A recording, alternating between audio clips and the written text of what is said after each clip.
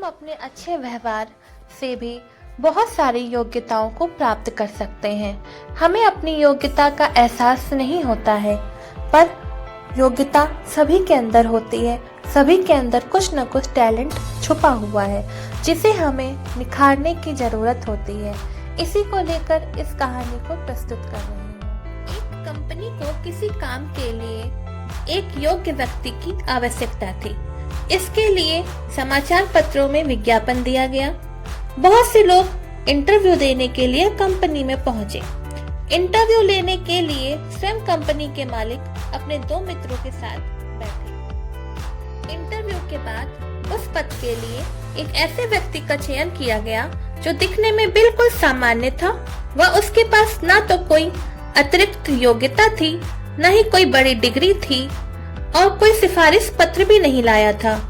मित्र ने मालिक से पूछा, इंटरव्यू के लिए यहाँ पर बड़ी बड़ी डिग्रियां और सिफारिशों को लेकर लोग आए, परंतु तुमने सबको मना करते हुए एक सामान्य से व्यक्ति को चुन लिया, जिसके पास ना तो कोई विशेष योग्यता है, ना ही कोई सिफारिश पत्र है।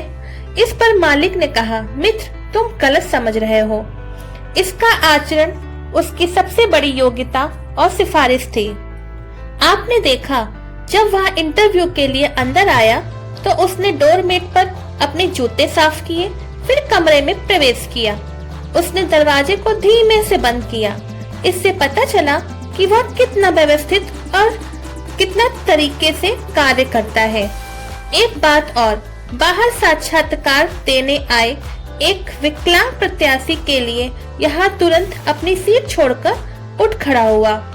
उसका यह व्यवहार दूसरों के प्रति संवेदनशीलता दर्शाता है। मैंने देखा कि उसने कपड़े साफ सुथरे पहने हुए थे।